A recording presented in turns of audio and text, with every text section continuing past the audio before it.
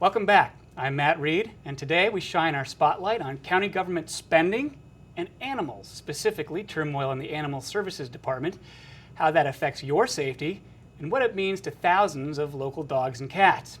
Taking our questions today, County Commissioner Trudi Infantini, who waded right into those issues mere months after taking office. Trudi represents District 3, or the southeastern reaches of Brevard County, including the Barrier Island and parts of Palm Bay. Thanks for joining us. Thank you.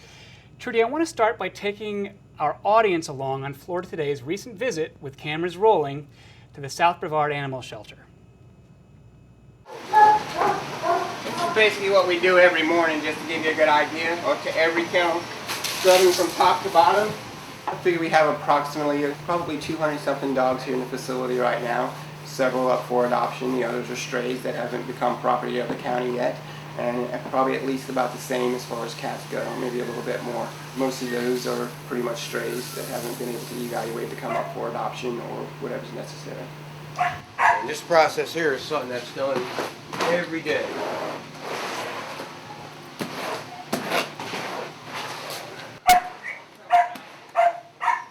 365 days a year.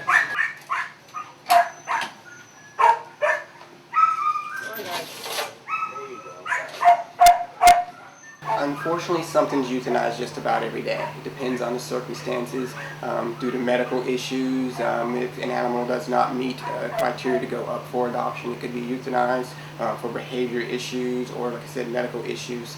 And these things are gauged by, temperament testings that we put them through, staff here observing them while they're here, and of course the veterinarian as far as the medical issues go. Some animals, if the medical issue is not that severe and the animal might be able to go to a rescue group, we would try that first before euthanasia. And or if it's an animal who has a minor behavior issue, we would also try to get with rescue to see what they would be interested first before euthanasia. Right now we definitely need staffing. Staff right now, we're down, I believe, 5 people. 5 positions are there, but because of the county hiring freeze, we haven't been able to fill those positions. We're trying to supplement some of that with volunteers, but unfortunately our volunteer program right now is at a hole until we can get a volunteer coordinator in position that can coordinate the volunteers.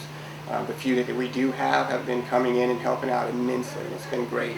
And but definitely staffing, it would be the first thing, the first line, with help with the scrubbing and the cleaning, so we can get all that done, so we can get into doing the evaluations and properly take care of the animals even better, and decide who can go up for adoption, who's not able to go up for adoption, who needs to go to rescue and things.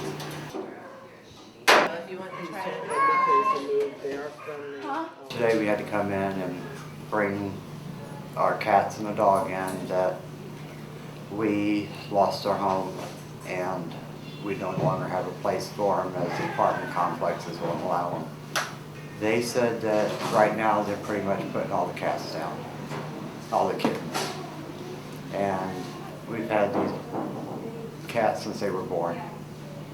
And we're going to try the numbers they gave us for different rescue places that may take them, because they are beautiful animals. And it's just a shame that we don't have a shelter in Palm Bay. This one here is so overrun, it's unbelievable. I've adopted animals out of this shelter. One of the dogs I'm keeping is an adopted dog from the shelter. So we support this shelter. But unfortunately, we have to find homes for them now. And I got about a week to do it. It's difficult at best, because they're part of your family. So we're going to take them back home. And we're going to try again and find a home for them. Trudi, this is an issue that stirs a lot of passion, a lot of politics. It's kind of a unique topic because of the subject matter. What do you see as the real key problems that need to be addressed as far as the county is concerned with animal services? The key problem that needs to be addressed is management and oversight. With proper oversight, then you'll have good management. But if management doesn't have good direction, it's kind of like a child. With no direction, they wander aimlessly and they make bad choices.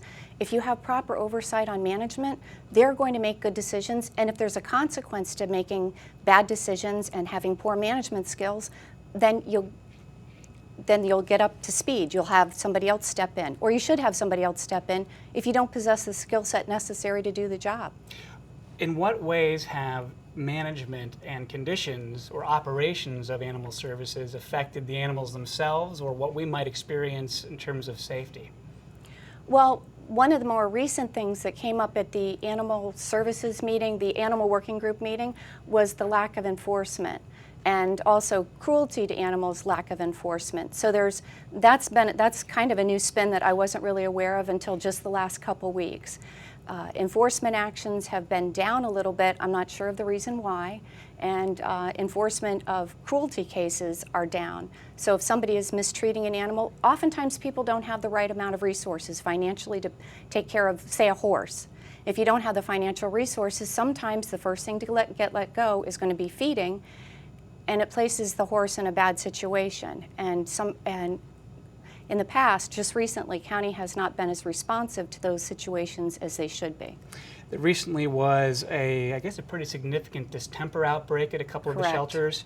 There have been some managers reassigned. These are pretty heavy-duty problems. But why should somebody who is not an animal lover be concerned about what's going on at what they might just consider to be the pound? Well, even if you're not an animal lover, there's a certain expectation of care and responsibility to be given to animals. Even if you're not an animal lover, you don't want animals to be abused. You don't want them to be mistreated. Now, I'm not making any allegations that the animals are being abused, but if you don't vaccinate or inoculate these animals right upon entry, then the spread of distemper goes throughout the whole shelter. Then somebody comes, they adopt a pet, they take it home, they currently have maybe 1 or 2 other pets there, then their other pets become contaminated or infected with distemper, and they end up losing all of their pets. So from that standpoint, as just an animal person, then you would feel very, very sad and disenchanted with the process because we haven't protected them and their other animals from distemper. It wasn't over an incredibly large case, though. I don't know how they could have really mitigated it. You've pointed to some improvements that need to be made at the Animal Services Department. We've certainly heard calls at county commission meetings. Very often with government, that means spending more or building up programs. How do you square your desires to control spending and have oversight with what might be potential growth in government or spending on new services or programs there? Well, I contacted the Indian River County Shelter because I wanted to see how are they doing it, because I'd met a few people that had adopted from there. And they told me that they have approximately 500 volunteers. So I'm not actually asking for increase in staffing. If you have a huge volunteer base, which is going to require a very good skill set on the volunteer coordinator. Indian River County even volunteered to work with our staff to teach them how to handle volunteers. So if you increase volunteerism, I don't actually have to increase payroll. Further, one of the applicants, Fred Abbey, works on a Paws and Stripes program. He handles animals with inmates and teaches them how to handle animals. Some of the inmate labor, I've spoken with Sheriff Parker, and he agreed as long as the inmates wouldn't come in contact with the citizens of Brevard, inmates could help supply some of the workforce. So I'm not really trying to increase our budget, just personnel. In January, a group called the Brevard No-Kill Coalition called on you and other commissioners to stop euthanasia, a term it doesn't like, at county shelters. It pointed at one point to Hillsborough County as an example of a place that has really improved adoptions quite a bit. In fact, it has improved adoptions there 60%. I calculated that if Brevard matched that improvement, it would still develop pretty quickly a surplus of some 8,000 unwanted dogs and cats every year. That seems like a costly problem. What do you make of Brevard County's chances of ever really adopting a true no-kill policy? I don't think you can ever have a true 100% no-kill policy. You're always going to have animals that are too sick to be treated. Okay, so right there. And right now we are just so overburdened with animals. But if you do increase the spay-neuter rate, you'll reduce the number of births. If you reduce the number of births, then we won't have as many animals that need to be adopted out. So right there, if you decrease the number of births, you won't have as many animals out there. One of the things I found in my audit, when I did an audit back in 2006, which was completed by 2007, was that we were allowing animals out of the facility that were neither spayed, neutered, and didn't have their rabies vaccination. Well, that is a problem. That's a public safety problem, because if you release an animal doesn't have his rabies vaccine, it can get attacked by a rabid raccoon and spread that onto the families or family non-pet owners. Okay. Now I want to shift to another issue close to Commissioner Infantini, county contracting. On Sunday, a report by Florida Today's Jeff Schweers explored your concerns, Trudi, over some $66 million in sole source contracts with vendors, contracts that do not require competitive bidding. Emblematic of that is a parks project in Grant Valcaria that includes installation of a patented boat ramp system. We asked the boat ramp contractor to explain why his product is unique and how much business he's done with Brevard County. Take a look. Our system is a pre-stressed boat ramp system. There is a precast system out there.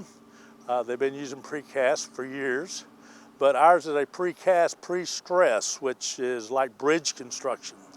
It's very heavy duty, very strong, and as far as strength-wise goes, it's the most strongest ramp on the market today that we know of. This system has been developed since 1985, has been in use since 1985. This system is up in the Panhandle throughout the state of Florida. It services approximately 62 counties and state and federal areas throughout the whole state of Florida. We've got several in Brevard County. We've got it at Cabbage Patch out on 520. We've got Pineda. We've got Parish Park. We've got them here in Grant. And we're moving forward to setting in 3 more ramps up in the marina area up in Titusville, north end of the county. So, are taxpayers getting the best deal? There's no indication that Mr. Tedder's company has done anything wrong, but meanwhile, Commissioner Infantini told Florida Today, quote, "This is why I ran for office. I was frustrated by the lack of accountability." Trudi, explain what you meant by that.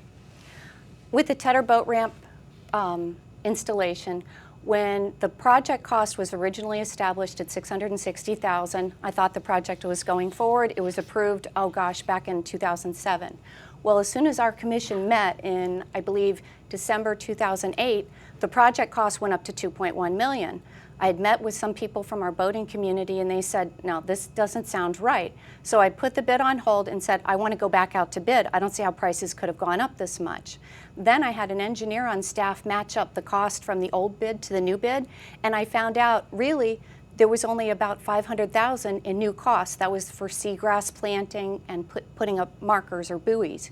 So his cost of his project went from $660,000 to over $1.5 million for the same product. And I said, that's not right. When I tried to cancel the contract, staff told me it would cost us $288,000 to cancel it. And I thought, that's not right. Well, back to the drawing board.